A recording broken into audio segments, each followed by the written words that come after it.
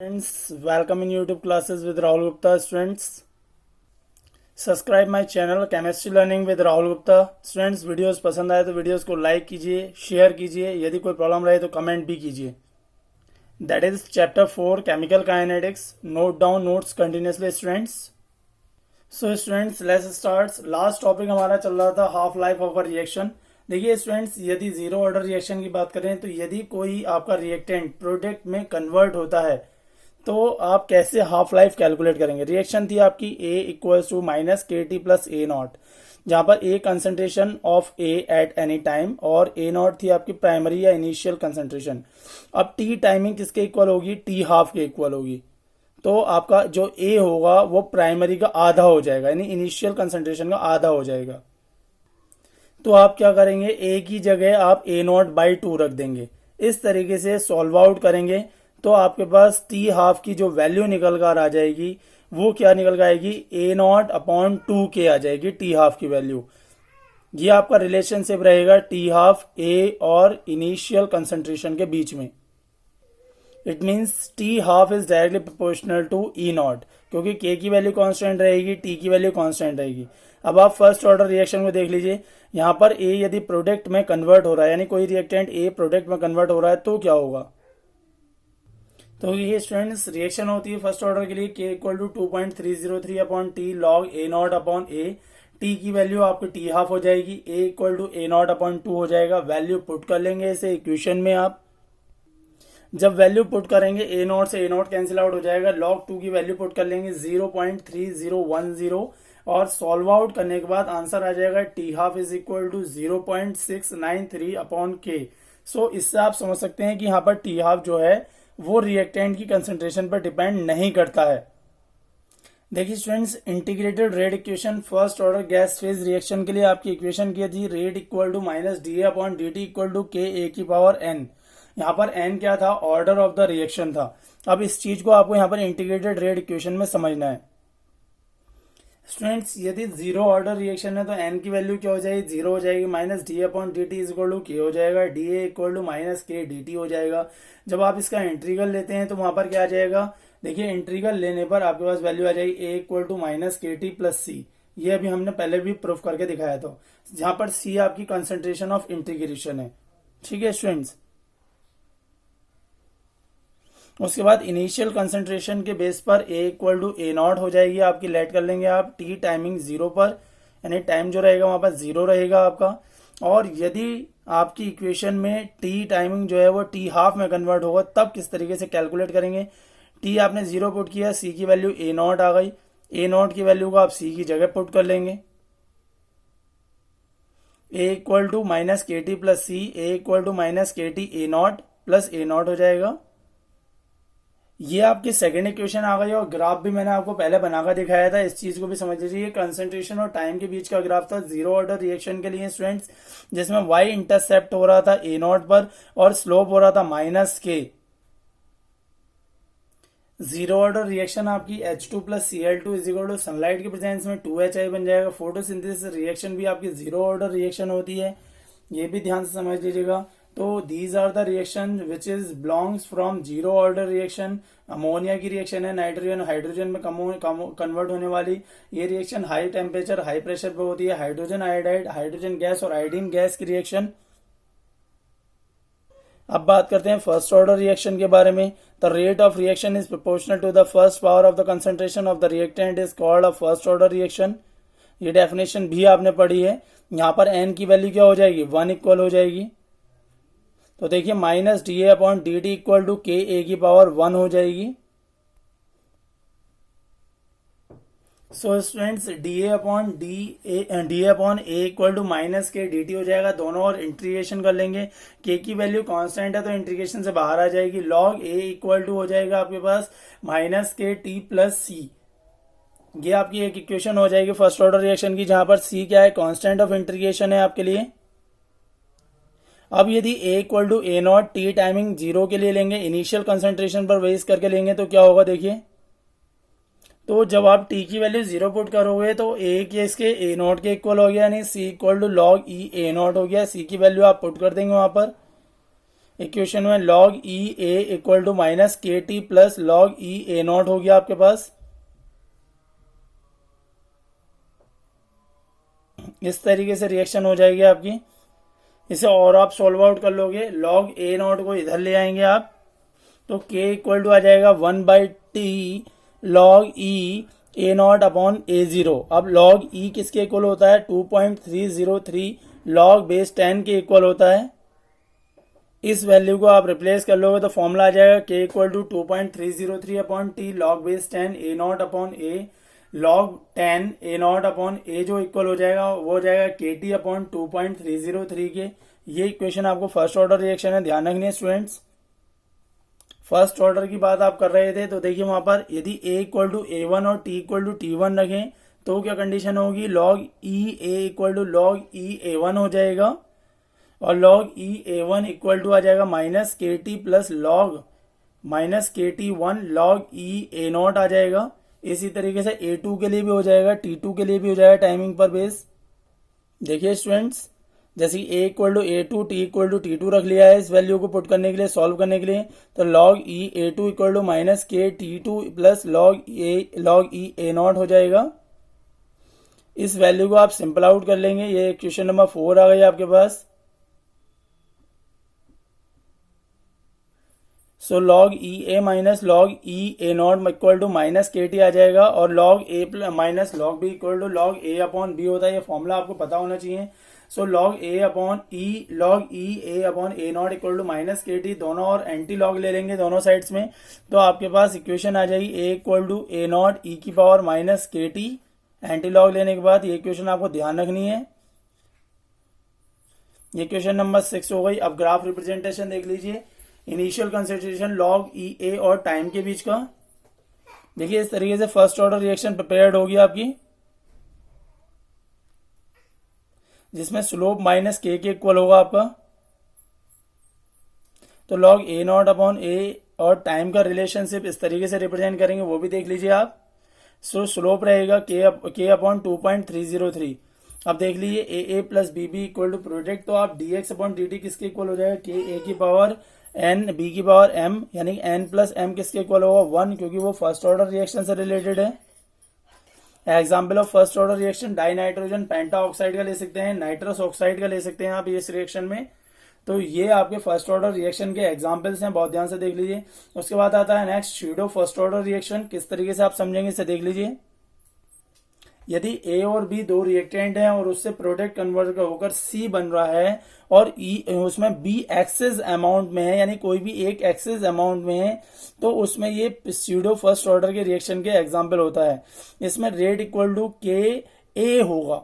अब बी क्योंकि access amount में है तो बी को हम लेट करेंगे या नहीं करेंगे वो देख लेंगे, यानी बी भी लेते हैं रेट में, तो आप rate equal to K A B हो जाएगा फर्स्ट इक्वेशन के लिए। आपने क्या लिया? Rate equal to K A B ले लिया, दोनों फर्स्ट इक्वेशन लेट कर ली। अब यहां पर आप के बी इक्वल टू के डैश लेट कर लेंगे क्योंकि बी एक्सेस अमाउंट में है, तो रेट इक्वल टू के डैश ए आ जाएगा आपके पास स्यूडो फर्स्ट ऑर्डर रिएक्शन के लिए। ये बात ध्यान रखनी है आपको, स्यूडो फर्स्ट ऑर्डर रिएक्शन में जो बी होगा वो आपका एक्सेस अमाउंट में होगा। जैसे एक एग्जांपल देख लीजिए मिथाइल एसीटेट और वाटर का। जब मिथाइल एसीटेट वाटर के साथ रिएक्शन करेगी तो एसिटिक एसिड मिथाइल अल्कोहल बनेगी। एक रिएक्शन सुक्रोज और वाटर की ओर देख लीजिए, हाइड्रोलाइसिस ऑफ सुक्रोज। अधिकतर ये रिएक्शन जो है वो हाइड्रोलाइसिस प्रोसेस में, यानी वाटर उसमें प्रेजेंट होता है, तो वाटर को हम वहां पर लेट नहीं करते हैं। ठीक है स्टूडेंट्स, ये एग्जाम्पल इंपॉर्टेंट है, नोट डाउन करिए, लर्न जरूर कर लीजिएगा। तो देखिए रेट क्या हो जाएगा? के CH3 COO CH3 H2O, ये तो आपको पता ही है, दोनों रिएक्टेंट आ जाएंगे आपके के साथ। अब लेट कर लिया हमने टी टाइमिंग पर। Initial concentration x mole litre, x मोल पर लीटर, y मोल पर लीटर है, तो फाइनल कंसंट्रेशन आफ्टर हाइड्रोलाइसिस क्या होगी हमारी?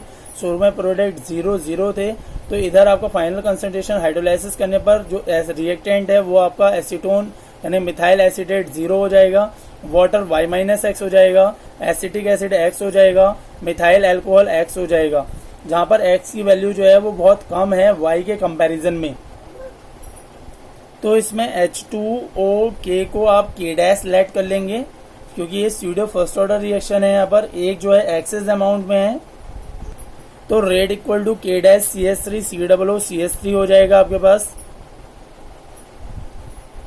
So the acid catalyzed hydrolysis of methyl acetate in an aqueous solution is expected to be a second order reaction. यदि आप acid catalyse के बेस पर करो तो सेकेंड ऑर्डर रिएक्शन है. However, experimentally it is found to be first order. Hence it is a pseudo first order reaction. क्योंकि यहाँ पर वाटर जो है एक्सेस अमाउंट में प्रेजेंट है. Rate equal to K-CH3COOCH3. ये स्यूडो यूनी मॉलिकुलर रिएक्शन कहलाती है और इसकी मॉलिकुलरिटी 2 होती है. ऑर्डर 1 होगा. चलिए अब एक question. Right the rate equation for the hydrolysis of sucrose and account for the fact that is a pseudo first order reaction. Reaction अभी आपने देखी थी सुक्रोज वाटर की, जिससे ग्लूकोज और फ्रक्टोज फॉर्म्ड हो रहा था आपका. अब यहाँ पे वाटर क्या है, एक्सेस अमाउंट में. So the concentration of water is in excess amount. Rate equal to क्या हो जाएगा, C12K-C12S22O11. इस तरीके से रेट आप रिप्रेजेंट करेंगे इसका. सो वो स्यूडो फर्स्ट ऑर्डर रिएक्शन थी. नेक्स्ट क्वेश्चन एक और देख लेते हैं यहाँ पर. ये भी स्यूडो फर्स्ट ऑर्डर का एग्जांपल है. ध्यान से समझ में आ रहा होगा आपको इसमें. यदि स्टूडेंट वीडियोस पसंद आ रही है तो वीडियोस को लाइक जरूर करें. यदि कोई प्रॉब्लम रहेगी तो कमेंट जरूर करें स्टूडेंट्स. ये टेबल आपको दिखाई दे रही है जिसमें टाइम और आपको क्या दे रखा है, आपको अमाउंट दे रखा है ml में. फर्स्ट ऑर्डर रिएक्शन देखिए इस तरीके से आपको डाटा होगा. K equal to 2.303/T log A0/A. अब A0 A ऐड कर लिया, A equal to A-X add कर लिया. तो 0 सेकेंड पर 4500 सेकेंड पर अमाउंट लेट कर लिया पहले इक्वेशन नंबर 1 और 2 बनाने के लिए. सो नोट कर लेंगे कि 24.36 जो है वो आपका इनिशियल अमाउंट है. इससे फाइनल में से आपका इनिशियल माइनस करना है. 47.15 आपका फाइनल अमाउंट था जो इनफाइनाइट टाइमिंग पर था. तो अमाउंट आ गया 22.79. और A-X की वैल्यू की बात करें तो 47.15 माइनस 29.32 क्योंकि सेकंड कंडीशन वैल्यू है. अब 7140 सेकंड पर अमाउंट की बात करें तो 15.43 ml आ जाएगा. इस तरीके से पहले 4500 सेकंड्स पर फिर 7140 सेकंड्स पर दो इक्वेशन बना लेंगे. अब दोनों K1 और K2 की वैल्यू जो आएंगी वो सेम आएंगी. इस तरीके से आप रिप्रेजेंट कर सकते हैं कि ये जो है आपकी ये फर्स्ट ऑर्डर रिएक्शन है. आपकी जो इक्विलिब्रियम जो रेट कांस्टेंट है उसकी वैल्यू सेम आनी चाहिए. So that is represent that is pseudo first order reaction. K की वैल्यू दोनों में सेम आ रही है. 0.0000546 second inverse. T half calculate कर लेंगे first half life period. T half equal to 0.69/K. Value short out कर लेंगे, आ जाएगा 12,692 सेकेंड. चलिए नेक्स्ट देख लेते हैं कौन कौन से फैक्टर इफेक्ट करते हैं रेट ऑफ रिएक्शन को. Concentration of reactant, pressure, temperature, catalyst. देखिए reaction rate equal to A की पावर X B की power Y and rate directly proportional to PXA PAX PBY. आप यहाँ पर ध्यान से देख लीजिएगा. अब टेम्परेचर को भी देख लीजिए स्टूडेंट्स. यदि लो टेम्परेचर रहेगा तो किस तरीके से प्रोडक्ट फॉर्म होते हैं. जब हाई टेम्परेचर होता है कितने तेजी से मॉलिक्यूल्स वहां पर वर्किंग कर रहे हैं. और स्टूडेंट्स आपका हाई टेम्परेचर जो है वो रेट ऑफ द रिएक्शन को इंक्रीज कर देता है. Low temperature rate of the reaction को डिक्रीज करता है. यानी टेम्परेचर हाई रखने पर क्या होगा, रेट ऑफ द रिएक्शन क्या होगा, डायरेक्टली प्रोपोर्शनल होगा. इस चीज को आर्हेनियस ने भी इक्वेशन एक्सप्लेन की थी. आर्हेनियस इक्वेशन क्या कहती है कि rate of the reaction is directly proportional to temperature. अब इस इक्वेशन को समझ लीजिए. इक्वेशन प्रूव करने के लिए आपके में नहीं है. Rate is directly proportional to T. So K is directly proportional to T. So K equal to A E की पावर माइनस EA/RT. K वहां पर rate constant, A frequency factor है आपके पास, माइनस EA जो है वो एक्टिवेशन एनर्जी है, R गैस कांस्टेंट है, T टेम्परेचर है आपके पास.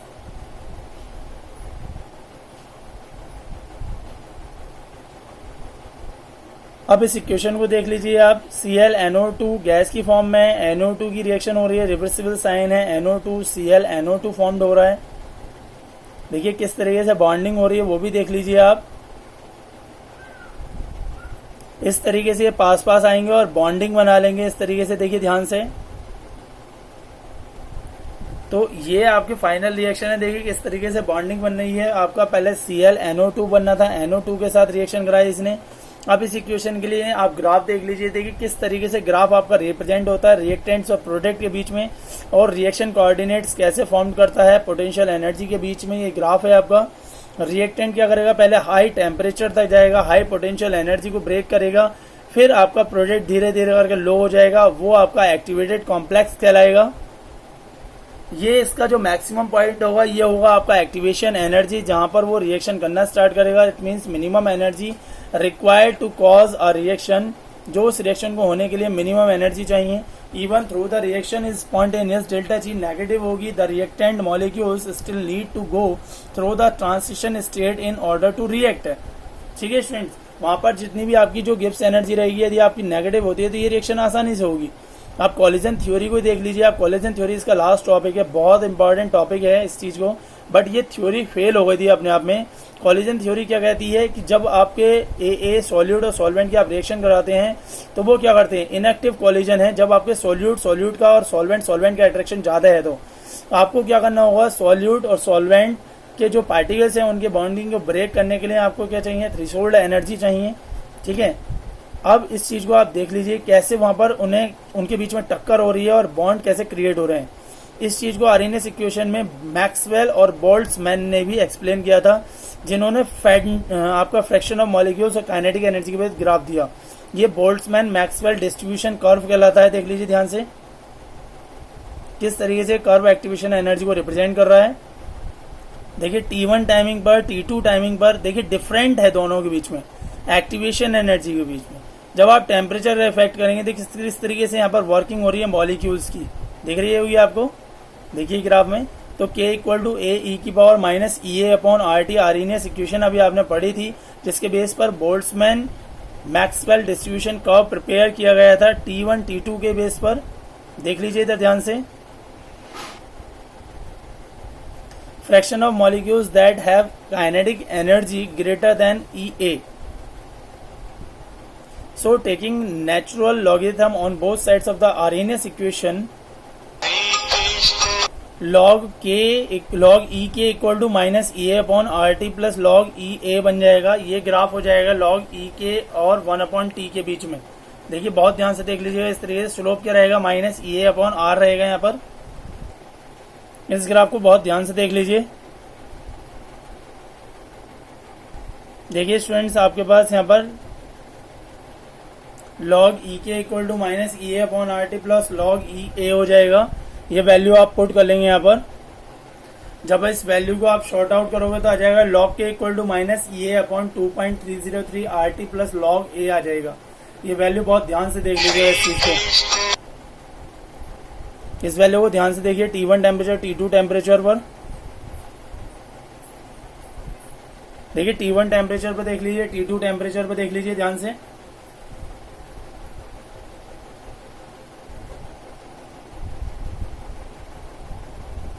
पहले आपकी दो इक्वेशन बना लें, T1 T2 टेम्परेचर बेस पर,